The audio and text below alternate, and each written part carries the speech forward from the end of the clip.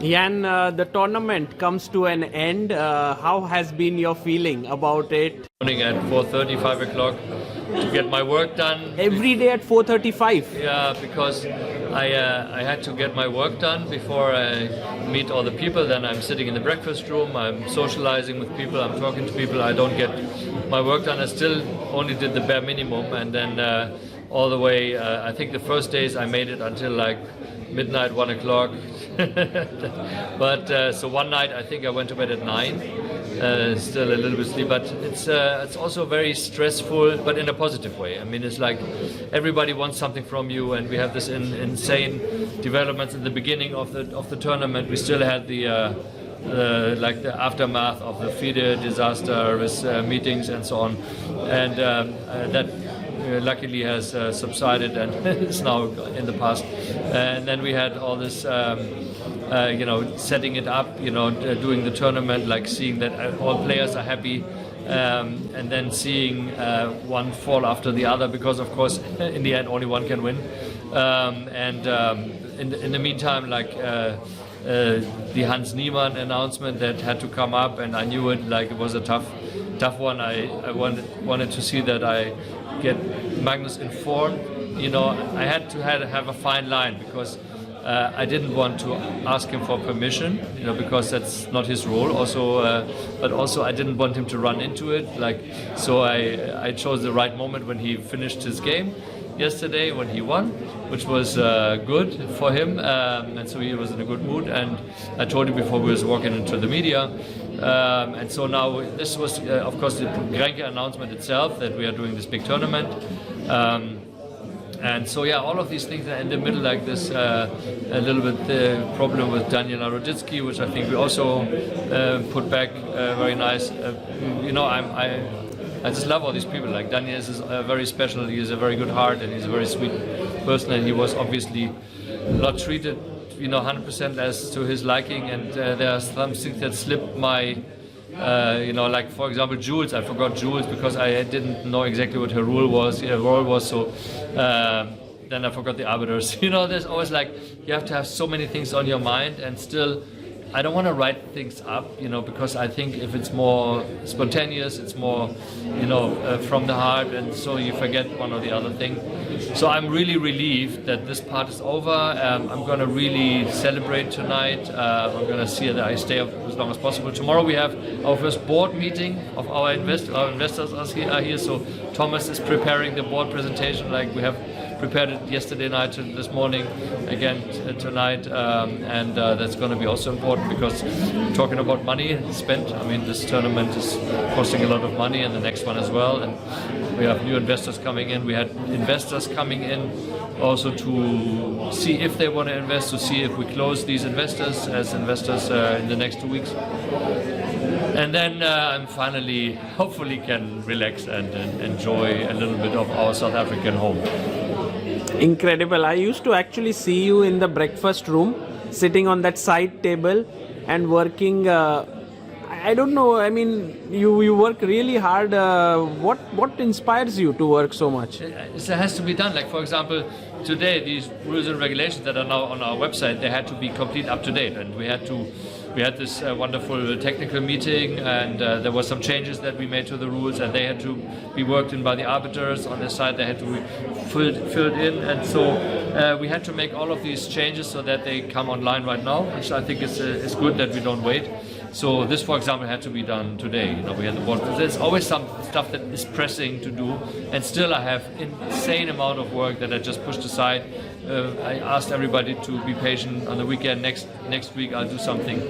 So yeah, it's for me. It's just only I love my work. I love sitting at a computer. I love doing my own stuff. And usually, when I don't have a tournament or like this, I get up in the morning. I'm sitting usually in Hamburg at the Side Cafe and working. We've never met in the Side Cafe, right? But yeah. So that's when I have unlimited time, and it's so great. But when I know like at 8:30, people coming, and I want to speak to everybody, we available to everybody, and some issues coming up. That's it's tiring, but it's great. It's good.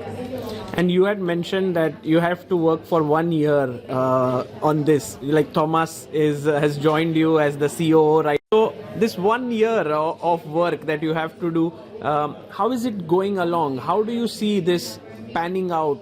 Because it's actually an experiment of great proportions. Yes. You see that we are trying to learn and grow with every event. And even although last year it was really a perfect event, we have still reached another level here. Yes. And I'm sure there are a lot of things that we can still reach another level for the next event. Paris will be completely different. It will be a big city. It's not going to be like a closed environment. We're going to have our event venue. We're not going to have like every dinner all together. We might have 3-4 dinners together. We might have an opening thing. We're still seeing how we are putting the Grand Slam on that stage, and still also some evenings you want to go out, you want to have some other things to do, and then we're going to have like right thereafter we have the Grenke Freestyle, which is also part of our event now, with 2,500 chess players. Yes. So it's all kind of new excitement, new preparation, and so my plan is basically to push through like until the middle of the year, and then see if we can do the transition to Thomas now. Amazing. And in one event per se, there are so many announcements. Like as you said, Hans Niemann playing, Grenke Open. There is this name of now the champion being Freestyle Chess champion. So that is resolved. Then there is this players organization, or I don't know how to call it, but that's going to come up. It's called the, I think, what is it? The TCP Top Players, Top Chess Players Council. Yeah, TCPC, Top Chess Players Council, and the chairman of that is Levon Aron. Yeah, and that also kind of developed in like 4 days. Yeah, it was developing, and so we used it here, the momentum that we all meet, and so now I'm also glad that I'm no longer involved. I left that group, and that they are on their own, and so they're organized by Levon or whatever they do, because ultimately they will not negotiate only like with FIDE or whatever, they will negotiate with us. If we do a contract next time for the players, we're going to run it through Levon, and so all because we don't want to take advantage of any player, and I think everybody should do that, and we are giving them the means to have their own voices heard as a players. I'm talking about players. I mean, for you it's so great.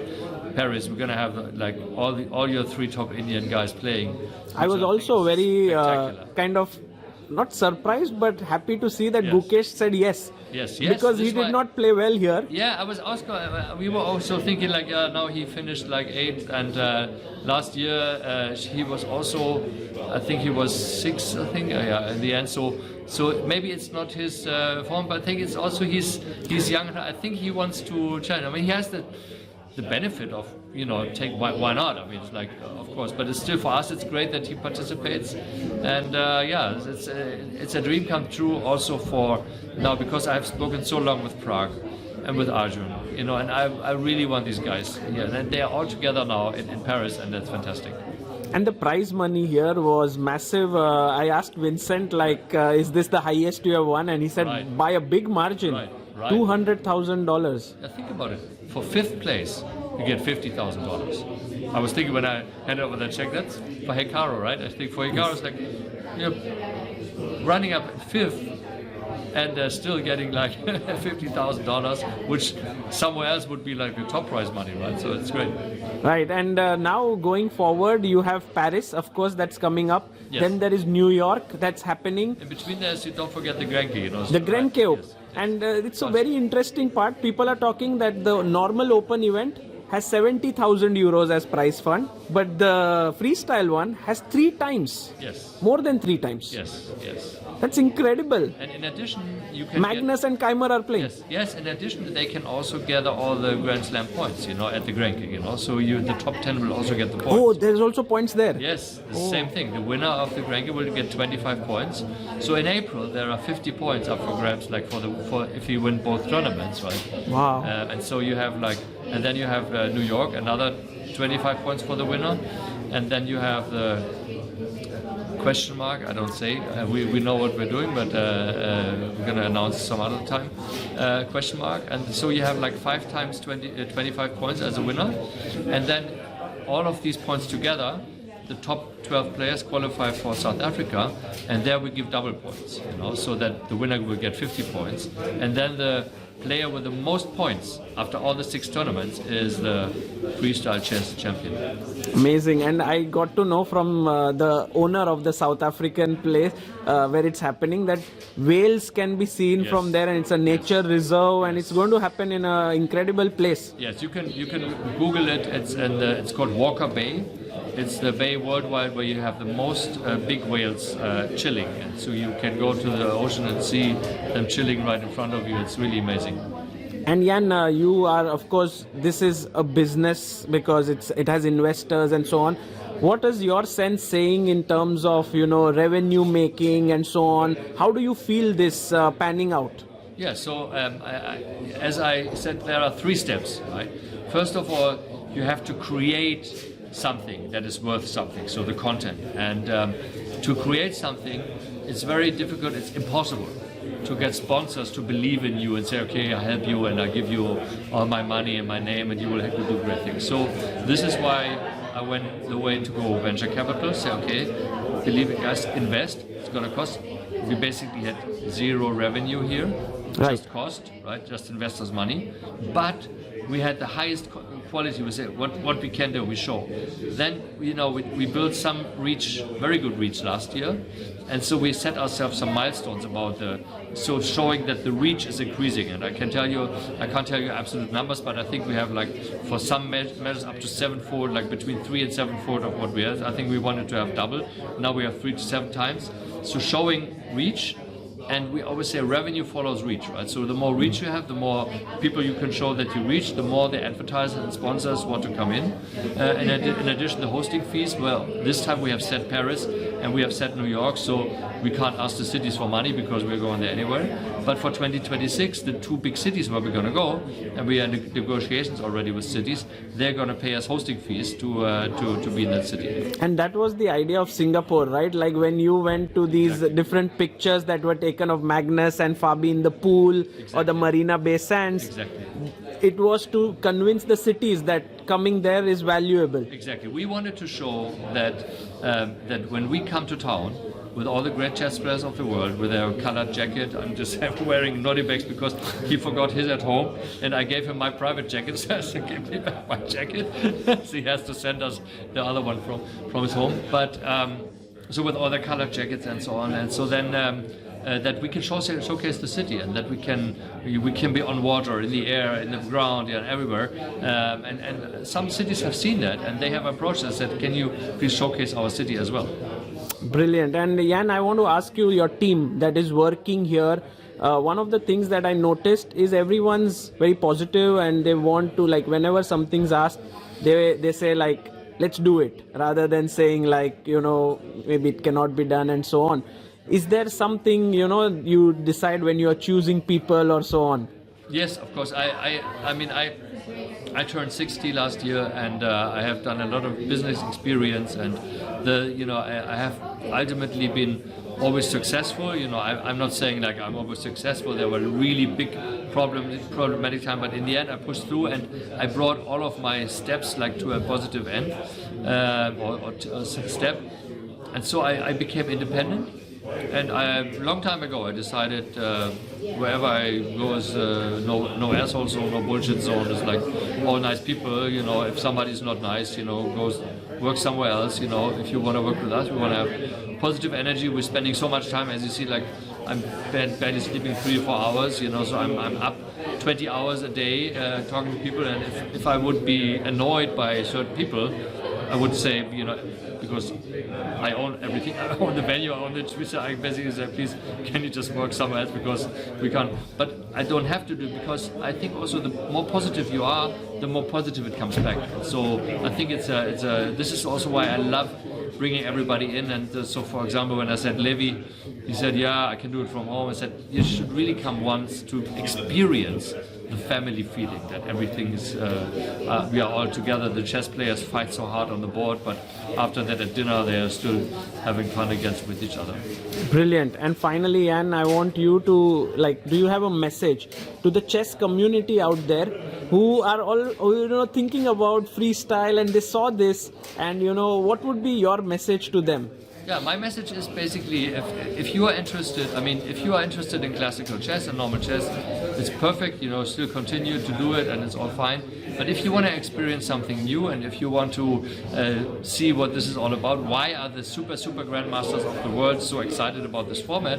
Of course, it's much harder, if you play against them, you would lose immediately, I think, because it's like a very, very high art. But, two beginners playing freestyle, it's also fun. I can try it myself also. And so we have this wonderful course, the masterclass with Niklas Oschenbit. I can recommend that because I'll put the link in the description. Yes, perfect. So that is great, because Niklas is a great teacher, because I learned to improve my chess with him a few years ago in classical chess, and all the openings and so on. And you don't need to have the openings, but you have to have different things. You have to see what are vulnerable pawns, what is like different positions, and so what do you have to think when you start a freestyle game? What are the things that have to come to your mind? So it's also a very good task to learn something new. Brilliant. Jan, thank you so much for your time, and good luck for the next events. Thank you very much, Sagar.